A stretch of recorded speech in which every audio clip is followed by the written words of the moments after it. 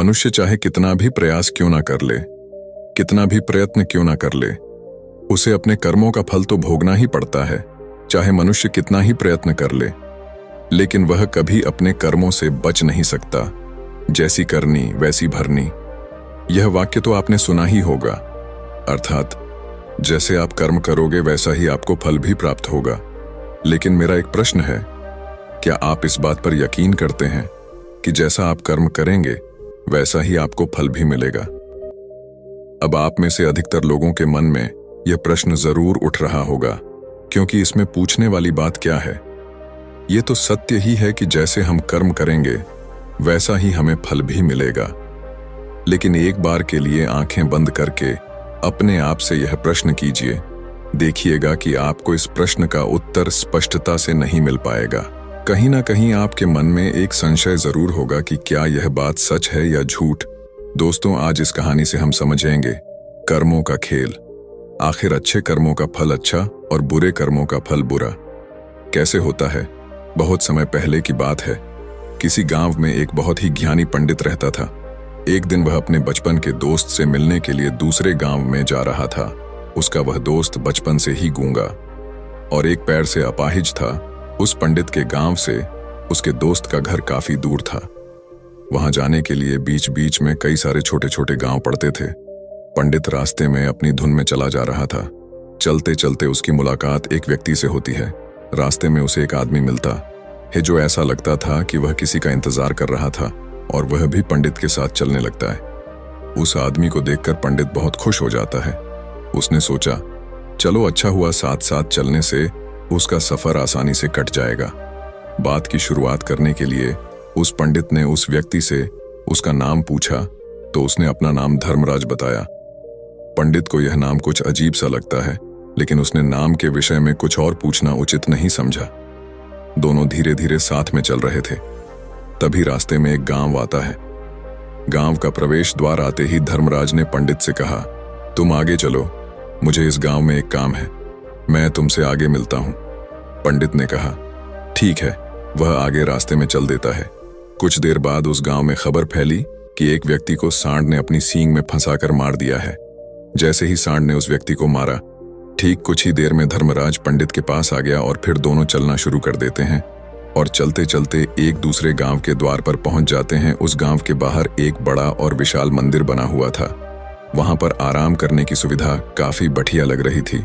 पंडित के दोस्त का घर अभी वहां से बहुत दूर था और रात भी होने वाली थी। तो पंडित ने धर्मराज से कहा, रात होने वाली है, पूरे दिन चलते चलते थक भी चुके हैं और भूख भी लग रही है, तो यहाँ पर भोजन करके यहीं पर हम विश्राम कर लेते हैं, फिर सुबह के समय आराम से आगे की यात्रा जारी करेंगे। धर्मराज ने कहा, ठीक है, मुझे इस गांव में किसी को कुछ जरूरी सामान देने जाना है, तुम भोजन करके आराम करो, मैं बाद में आकर भोजन कर लूंगा। इतना कहकर वह वहां से चला जाता है। लेकिन उसके जाने के कुछ समय बाद, कुछ ही देर बाद धुआं उठता हुआ दिखाई देता है और देखते ही देखते पूरे गांव में आग लग जाती है। पंडित ने हैरानी से सोचा कि यह धर्मराज जहां भी जाता है वहां कोई ना कोई अनहोनी जरूर हो जाती है, कुछ तो गड़बड़ है इस व्यक्ति में। लेकिन पंडित ने रात्रि में धर्मराज से कुछ भी पूछना उचित नहीं समझा और वे दोनों सो गए। सुबह होते ही दोनों फिर से अपनी यात्रा शुरू कर देते हैं। कुछ देर चलने के बाद रास्ते में फिर से एक गांव आता है। धर्मराज ने फिर पंडित से कहा, आप आगे चलिए, मुझे इस गांव में अपने मित्र से मिलने जाना है, मैं अपने दोस्त से मिलने के बाद आगे रास्ते में मिलूंगा। यह कहकर धर्मराज वहां से चला गया। लेकिन पंडित इस बार आगे नहीं गया। वहीं खड़ा होकर धर्मराज को देखता रहा कि वह कहां जा रहा है और क्या करता है। तभी थोड़ी देर बाद लोगों की आवाज सुनाई देने लगी कि एक व्यक्ति को सांप ने काट लिया है और उसकी मृत्यु हो गई है। ठीक उसी समय धर्मराज फिर पंडित के पास पहुंच गया। लेकिन इस बार पंडित से रहा नहीं गया और उसने धर्मराज से पूछ ही लिया कि तुम जिस भी गांव में जाते हो वहां कोई ना कोई अनहोनी जरूर हो जाती है, क्या तुम मुझे बता सकते हो यह ऐसा क्यों हो रहा है? धर्मराज ने कहा, पंडित जी, आप तो मुझे बहुत ज्ञानी मालूम पड़े थे, इसीलिए मैं आपके साथ चलने लगा था, क्योंकि ज्ञानियों का साथ बहुत अच्छा होता है, परंतु आप अभी तक समझ नहीं पाए कि मैं कौन हूं। पंडित ने कहा, मैं समझ गया हूं, लेकिन मुझे कुछ शंका है। अगर आप ही अपना उपयुक्त परिचय दे दें तो मेरे लिए आसानी होगी। तब धर्मराज ने जवाब दिया कि मैं यमदूत हूं और यमराज की आज्ञा से उन लोगों के प्राण हरण करता हूं जिनकी उम्र पूरी हो चुकी है। हालांकि पंडित को पहले से ही इस बात की आशंका थी, फिर भी धर्मराज के मुंह से यह बातें सुनकर वह घबरा गया। लेकिन वह हिम्मत करके पूछता है कि अगर तुम सच में यमदूत हो तो मुझे बताओ, अगली मृत्यु किसकी है? धर्मराज ने जवाब दिया, अगली मृत्यु तुम्हारे उसी मित्र की है जिससे तुम मिलने जा रहे हो, और उसकी मृत्यु का कारण भी तुम ही बनोगे। ये बात सुनकर पंडित सहम गया और सोच में पड़ गया कि अगर सच में यह धर्मराज यमदूत हुआ तो उसकी बात भी सच होगी, और उसके कारण मेरे बचपन के सबसे अच्छे मित्र की मृत्यु हो जाएगी। तो सबसे अच्छा तो यही होगा कि मैं अपने मित्र से मिलने ही ना जाऊं, कम से कम मैं उसकी मृत्यु का कारण तो नहीं बनूंगा। धर्मराज ने मुस्कुराते हुए कहा, तुम जो सोच रहे हो वो सब मुझे पता है, मगर तुम्हारे अपने मित्र से मिलने न जाने से नियति नहीं बदल जाएगी। तुम्हारे मित्र की मृत्यु तो निश्चित है, और वह अगले कुछ ही पलों में घटित होने वाली है। महाकाल के मुंह से ऐसी बातें सुनकर पंडित को झटका लगा, क्योंकि महाकाल ने पंडित के मन की बातें पढ़ ली थीं, जो कि एक सामान्य व्यक्ति के लिए संभव नहीं है। अब पंडित को विश्वास हो गया कि यह धर्मराज सचमुच में यमदूत ही है। जब पंडित को यह पूर्ण विश्वास हो गया कि धर्मराज जी यमदूत हैं तो वह घबरा गया। वह अपने मित्र की मृत्यु का कारण नहीं बनना चाहता था, इसलिए वह पलटकर अपने गांव की तरफ वापस जाने लगा। लेकिन जैसे ही पंडित वापस जाने के लिए मुड़ा, उसने देखा कि उसका मित्र तेजी से उसकी तरफ चला आ रहा है, जो कि पंडित को देखकर अत्यंत प्रसन्न दिखाई पड़ रहा था। अपने मित्र के आने की गति को देखकर पंडित को ऐसा लगा कि जैसे उसका मित्र काफी देर से उसका ही पीछा कर रहा है, लेकिन वह बचपन से ही गूंगा था और एक पैर से लंगड़ा भी था। इसीलिए ना तो वह पंडित को आवाज देकर रोक पाया था और ना ही उस तक पहुंच पा रहा था। लेकिन जैसे ही वह पंडित के पास पहुंचा, अचानक ही जमीन पर गिर पड़ी और तुरंत ही उसकी मृत्यु हो गई। पंडित हक्का बक्का होकर धर्मराज की ओर देखने लगा, जैसे कि वह पूछना चाह रहा हो कि आखिर क्या हुआ। धर्मराज पंडित के मन में उठ रहे प्रश्नों को समझ गया और बोला, तुम्हारे मित्र ने पिछले गांव में ही तुम्हें देख लिया था और वे वहीं से ही तुम्हारा पीछा कर रहा था, लेकिन गूंगा और लंगड़ा होने की वजह से वह तुम तक नहीं पहुंच पाया। उसने अपनी पूरी ताकत लगाकर तुम तक पहुंचने का प्रयास किया, लेकिन बुढ़ापे में बचपन जैसी ताकत नहीं होती, इसलिए दिल का दौरा होने के कारण उसकी मृत्यु हो गई, क्योंकि वह तुमसे मिलने के लिए अपनी सीमाओं को तोड़कर तुम्हारे पीछे भाग रहा था। इसलिए अपने मित्र की मृत्यु का कारण भी तुम ही कहलाओगे। अब पंडित को पूर्णतः यह विश्वास हो गया था कि धर्मराज एक यमदूत है और उसका कार्य जीवों के प्राण हरना है। लेकिन पंडित एक ज्ञानी व्यक्ति था, वह यह भी जानता था कि मृत्यु पर किसी का वश नहीं है, सबको एक ना एक दिन मरना ही है। यही सोचकर उसने अपने आप को संभाल लिया। लेकिन अचानक ही पंडित के मन में अपनी मृत्यु के बारे में जानने की इच्छा हुई, इसलिए उसने धर्मराज से पूछा कि जब मृत्यु मेरे दोस्त की होनी थी तो तुम शुरू से ही मेरे साथ क्यों चल रहे थे? यह प्रश्न सुनकर धर्मराज जोर से हंसा और बोला, मैं तो हर पल हर क्षण सभी के साथ चलता हूं, किंतु लोग पहचान नहीं पाते, क्योंकि लोगों के पास अपनी समस्याओं के अलावा किसी और व्यक्ति, वस्तु या घटना के बारे में सोचने समझने या उसे देखने का समय ही नहीं होता। पंडित ने कहा, तो क्या तुम यह बता सकते हो कि मेरी मृत्यु कब, कहां और कैसे होगी? महाकाल ने कहा, हालांकि किसी भी सामान्य जीव के लिए अपनी मृत्यु के बारे में जानना ठीक नहीं है, क्योंकि कोई भी जीव हो या जानकर, वह अपनी मृत्यु के बारे में जानकर बहुत दुखी हो जाता है। हालांकि तुम जानी व्यक्ति मालूम पड़ते हो, और तुमने जिस तरीके से अपने मित्र की मृत्यु को सहन कर लिया है, उसे देखकर लगता है कि तुम अपनी मृत्यु के बारे में जानकर भी दुखी नहीं होंगे।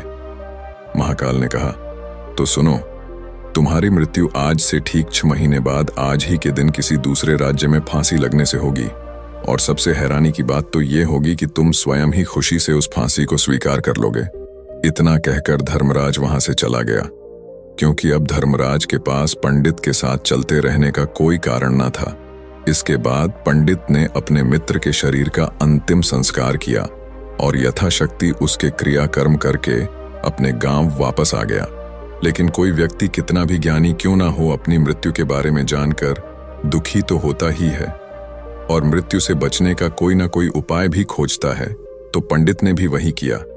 क्योंकि पंडित विद्वान था, इसलिए उसकी पहचान उस राज्य के राजा तक थी। पंडित ने सोचा कि राजा के पास तो कई सारे ज्ञानी मंत्री हैं, वह मेरी मृत्यु से संबंधित समस्या का कोई ना कोई समाधान निकाल ही लेंगे।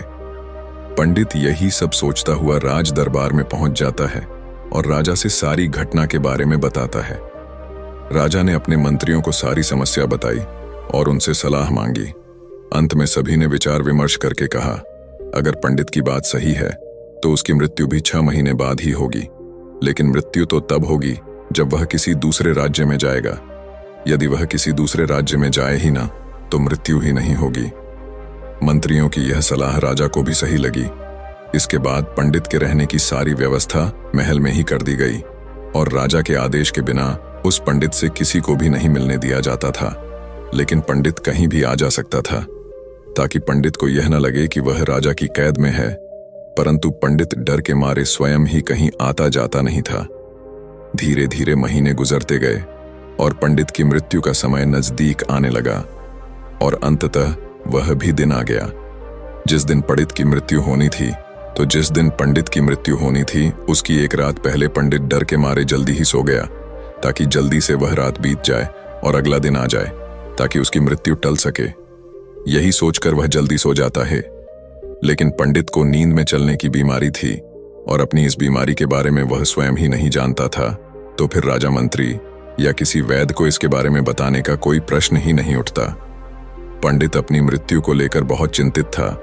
वह पिछले कई दिनों से ठीक है, सो भी नहीं पा रहा था और नींद में चलने की बीमारी भी तभी होती है जब व्यक्ति ठीक से सो नहीं पा रहा हो। तो उस रात भी पंडित को नींद में चलने का दौरा पड़ा। वह उठा और महल से निकलकर अस्तबल में गया। क्योंकि पंडित राजा का खास मेहमान था, इसलिए किसी भी पहरेदार ने उसे नहीं रोका और ना ही किसी तरह की कोई पूछताछ की।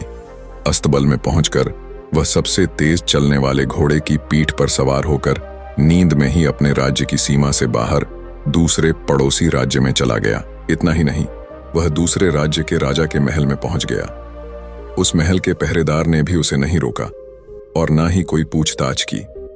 सभी लोग रात्रि का अंतिम प्रहार होने के कारण गहरी नींद में थे। वह पंडित सीधे राजा के सैन्य कक्ष में पहुंचा, जहां राजा और रानी सो रहे थे। वह पंडित वहीं जाकर सो गया। सुबह हुई तो राजा ने पंडित को रानी के बगल में सोया हुआ देखा तो राजा बहुत क्रोधित हो गया। राजा ने पंडित को कैद करने का आदेश दे दिया। पंडित गिरफ्तार हो गया, लेकिन पंडित तो भौचक्का था। उसे तो कुछ समझ नहीं आ रहा था कि आखिर वह दूसरे राज्य में और राजा के सैन्य कक्ष में कैसे पहुंचा। लेकिन वहां उसकी यह सब सुनने वाला कोई नहीं था। अगली सुबह राजा ने पंडित को दरबार में पेश करने का आदेश दिया। कुछ देर बाद उस पंडित को दरबार में लाया गया। पंडित को देखते ही राजा इतना बबूला हो गया कि उसे फांसी पर चढ़ा देने का हुक्म सुना दिया। फांसी की सजा सुनकर पंडित कांप गया, लेकिन फिर भी थोड़ी सी हिम्मत जुटाकर राजा से बोला, महाराज, मैं नहीं जानता कि मैं राजमहल तक कैसे पहुंचा। मैं यह भी नहीं जानता हूं कि आपके सैन्य कक्ष तक मैं कैसे आया और आपके महल के किसी पहरेदार या सैनिक ने मुझे रोका क्यों नहीं।